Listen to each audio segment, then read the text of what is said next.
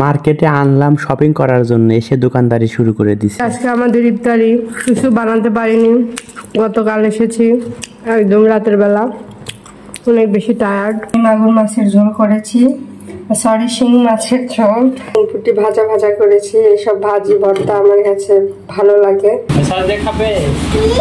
Coffee খাওয়ার জন্য রিক্সা ভাড়া 20 টাকা দিয়ে 20 টাকার কফি খেতে এসেছি। কি আজব, তাই না? আসসালামু আলাইকুম, কেমন আছেন সবাই? কাছে দূরে দেশে বিদেশে যে যেখান থেকে আজকের ভিডিওটি দেখছেন, আশা করি সবাই আল্লাহর রহমতে অনেক অনেক ভালো আছেন। আমরাও আলহামদুলিল্লাহ ভালো আছি। আরেকটি নতুন ডেইলি লাইফ ব্লগে সবাইকে স্বাগত জানাচ্ছি। আশা করি ভিডিওটি আপনাদের কাছে অনেক বেশি ভালো লাগবে, আর ভিডিওর শুরুতে ছোট্ট করে একটা লাইক দিয়ে ভিডিওটি কন্টিনিউ করবেন। আসলে প্রথম রোজা, দ্বিতীয় রোজাতে আমি প্লাস তৃতীয় রোজা, যাই হোক সব রোজাতে আমি কিছু কিছু রান্না করেছিলাম এবং সেগুলোর একটু একটু করে ক্লিপ রেখে দিয়েছিলাম, সেগুলো আজকের ভিডিওতে জুড়ে দিয়েছি। 2-3 দিনের ভিডিও মিলে আজকের ভিডিওটি সাজিয়েছি। আসলে আমরা সময় পাচ্ছি না, কয়দিন পর হচ্ছে ঈদ, আবার বাড়িতে যেতে হবে, সবকিছু মিলে শপিং প্লাস রমজান সবকিছু মিলে যাই হোক অনেক ব্যস্তময় দিনগুলো যাচ্ছে। তো আমরা ওইভাবে পার্ট বাই পার্ট বা ডে বাই ডে ভিডিওগুলো আপনাদের সাথে আমাদের শেয়ার করা হয়ে উঠছে না, তাই আমরা 2-3 দিনের ভিডিওগুলো আপনাদের সাথে শেয়ার করছি, হোক সেটা প্রথম রোজা কিংবা দ্বিতীয় রোজার ভিডিও।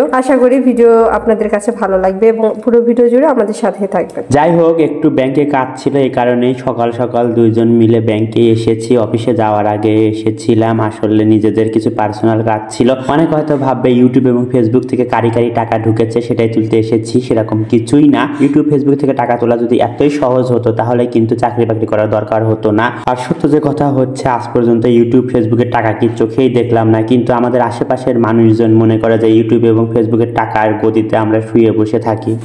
এই যে আজকে আমাদের ইফতারি কিছু বানাতে পারিনি, গতকাল এসেছি একদম রাতের বেলা, অনেক বেশি টায়ার্ড। এগুলো আমাদের বাড়ি আলি দিয়েছে, সব পেঁয়াজ বেগুনি মুড়ি সব আমি বাটিতে এভাবে করে রেখেছি।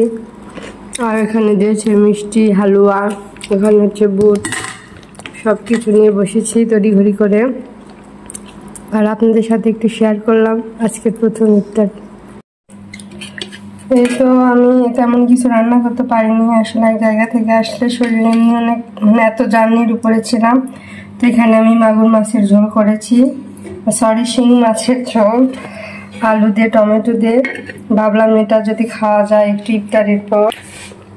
আর এইখানে পুটি ছিল, তাই আমি এরকম পুটি ভাজা ভাজা করেছি। এইসব ভাজি ভর্তা আমার কাছে ভালো লাগে। তো যাই হোক, কয়েকদিন মাংস খেয়ে খেয়ে মাংসের প্রতি একদম অরুচি এসে গেছে, তাই সবই রান্না করছি, আপনাদের সাথে একটু শেয়ার করলাম। প্রথম রোজায় আমি এই তো শিং মাছ দিয়ে আলু টমেটো দিয়ে সুন্দর করে একটা ঝোল রান্না করেছি, অনেক বেশি ইয়াম্মি হয়েছে। এখন আমরা একটু খেয়েছি, যেহেতু ইফতারি হয়ে গিয়েছে। ভিডিওর শুরুতে তো তানু বলেইছে যে একটু খন্ড খন্ড ভিডিও আমরা যুক্ত করে আজকে শেয়ার করেছি। আসলে ওভাবে পুরো দিনে কি কি করেছি সেগুলো একটা ডেইলি ব্লগ হিসেবে দেওয়াটা সম্ভব হয়ে ওঠে না। প্রথমত রোজার দিন, দ্বিতীয়ত অফিস নিয়ে ব্যস্ত, তানু রোজার মধ্যে তাফসিরকে খাওয়ানো, রান্না বাড়ি, সবকিছু মিলিয়ে ভিডিও ধারণ করাটা একটু ঝামেলার হয়ে যায়। এই কারণে ওভাবে সুন্দর করে যে একটা পুরো ডেইলি ব্লগ দেব সেটা দেওয়া হয় না, এই কারণে একটু খন্ড খন্ড অংশ নিয়েই ভিডিওটি শেয়ার করেছি। তো ইফতার করার পরে আমরা তারপরে হয়তো একটু শপিং এ বের হই। রোজা রেখে আসলে বাইরে গরমের মধ্যে শপিং করতে গেলে অনেক বেশি ক্লান্ত হয়ে পড়ে মানুষজন। আমরা চেষ্টা করেছি যে ইফতার করে তারপরে বের হতে, এরকমও করেছি। ইফতার করে রেস্ট নিয়েছি, তারপরে আমরা তারাবি নামাজ পড়ার পরে আমরা বের হয়েছি। আর আলহামদুলিল্লাহ এখানে যেহেতু শহরে, এখানে মোটামুটি 11টা-12টা পর্যন্ত এখন মার্কেট খোলা থাকে, তো এই কারণেই কিন্তু আমাদের খুব একটা ঝামেলা হয়নি। আমরা তারাবি পড়ার পরে বের হয়েছি, তখন আসলে কোনো কষ্ট হয়নি, গরম ছিল না। আর একটা যেটা, সেটা আগের ভিডিওতে দেখাইছিলাম, এখানে সিপির নতুন এক আউটলেট করেছে, তো সেইটাতে একটু আমরা এসেছি এখন একটু কিছু এক্সপেরিয়েন্স করার জন্য, ট্রাই করার জন্য। আসলে স্মৃতিকাতর হয়ে গিয়েছিলাম ঢাকাতে যখন আমরা ছিলাম, তখন তো ঢাকাতে সিপির অনেকগুলো ফুড আমরা খেয়েছি, তো ওই একটা নস্টালজিক অবস্থা আসছিল। এই কারণে আমরা একদিন দেখার পরের দিনই ছিপিতে চলে এসেছি। আর মজার বিষয় বিষয় কি সিপিতে এসে দেখি আমাদের পাশের বাসার যে ভাইয়াটা মানে এখানকার যে পালকি রেস্টুরেন্ট আছে, তো ওনাদেরই আর কি এখানে ফ্র্যাঞ্চাইজার হিসেবে সিপিটা নিয়েছে, আর তার পাশে কিন্তু টেস্টি ট্রিট সেটা ওনারাই নিয়েছে। তো গিয়ে ভাইয়ের সাথে দেখা হয়ে কিন্তু অনেক ভালো লাগলো, আমরা বসে বসে গল্প করছিলাম। ভাই আমাদের অনেক কিছু আর কি বলছিলেন সিপির প্রোডাক্ট সম্পর্কে, আরো অনেক এটা সেটা। তো আমরা বেশ ভালোই সময় কাটাচ্ছিলাম। তো সিপিতে খাওয়া দাওয়ার পরে তানু বলছিল আসলে এখন এক কাপ কফি খেতে পারলে যে কি ভালো লাগতো। তো বউয়ের আবদার আমি আর কি ফেলতে পারি, পাশে নয়া টেস্টের আউটলেট ছিল একটা, তো সেটা আমরা সিপিতে খাওয়া দাওয়া করতে করতে ক্লোজ হয়ে গেছে। তো বললাম চলো একটু রিস্ক নিয়ে নেই, চলো নয়া টেস্টের যে মেইন আউটলেট সেখানে গিয়ে দেখি কফি পাই কিনা। তো ভাগ্যক্রমে সেখানে গিয়ে কিন্তু আমরা কফি পেয়ে গিয়েছিলাম, আর কফি খাওয়া দাওয়া শেষ করেই বেবি শপে একটু ঢু মেরেছিলাম, আসলে ওই যে ঘুরতে ঘুরতে যাওয়া। তো ওখানে গিয়ে কিন্তু আমাদের বেশ কয়েকটা ড্রেস পছন্দ হয়েছিল, সেই ড্রেসগুলো আসলে এই ভিডিওতে রাখতে পারিনি, ইনশাল্লাহ পরবর্তীতে কোনো ভিডিওতে শেয়ার করব। তারপরে কিন্তু আমরা বাসায় চলে এসেছিলাম, আর রান্না বান্নার এই ভিডিওটা অন্য আরেক দিনের ভিডিও, তো সেটাও এখানে একটু জুড়ে দিলাম, আশা করি আপনাদের ভালো লাগবে। এই যে ডিমটা আমার টকবক টকবক করতেছে, গ্যাসে কারেন্টের চুলায় দিয়েছি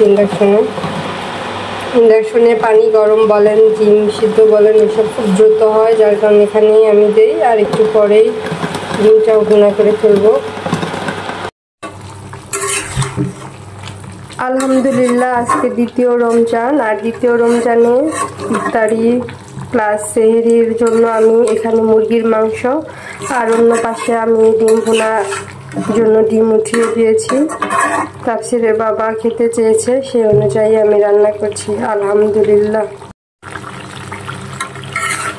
এই তো দ্বিতীয় রমজানে রান্না বান্না চলছে, আসলে কম মানুষ তাই অল্প অল্প করে রান্না করি, আর রমজান মাসে দেখা যায় ইফতার করার পর তেমন একটা খেতে ইচ্ছে করে না, খুব বেশি করে রান্না করে খাবার নষ্ট করার কোনো মানে হয় না, তাই আমি অল্প করে রান্না করি। এখানে আমি মুরগির মাংস রান্না করছি, আর ডিম ভুনা এখনও করিনি, তবে ডিম চুলায় উঠিয়ে দিয়েছি। ডিম ভুনা আর মুরগির মাংস বাস, 2 জন মানুষের জন্য আমার মনে হয় এতটুকুই এনাফ রান্না। আলহামদুলিল্লাহ এই যে রান্না আমার কমপ্লিট ইফতারির জন্য। আসলে তাফসিরের বাবা ভাজা পোড়া খুব একটা বেশি খেতে চায় না, কারণ বলে যে ইফতার করে ভাজা পোড়া খেলে সে আর মানে ভাত খেতে পারে না, তার গ্যাস্ট্রিকের প্রবলেম হয়, যার কারণে সে খুব মানে কম খায়, ভাজা পোড়া অ্যাভয়েড করারই চেষ্টা করে বেশি। তো যার কারণে আমি এই তো মুরগির মাংসই রান্না করলাম তার জন্য, আর সে একটু ডিম ভুনা খেতে চেয়েছে, তাই ডিম ভুনাটা এখনও কমপ্লিট হয়নি, আপনাদের সাথে ডিম ভুনাটাও শেয়ার করব। যারা এখন পর্যন্ত ভিডিওটি দেখছেন কিন্তু লাইক দিতে ভুলে গেছেন, প্লিজ একটি লাইক দিয়ে দেবেন, আর যারা চ্যানেলে নতুন প্লিজ চ্যানেলটি সাবস্ক্রাইব করে বন্ধু আমাদের পাশেই থাকবেন, আর যারা ফেসবুক থেকে দেখছেন প্লিজ আমাদের পেজটিতে ফলো দেবেন। দেখা হচ্ছে নতুন কোনো ভিডিওতে, ততক্ষণ পর্যন্ত সবাই ভালো থাকুন, সুস্থ থাকুন, আল্লাহ হাফেজ, আসসালামু আলাইকুম।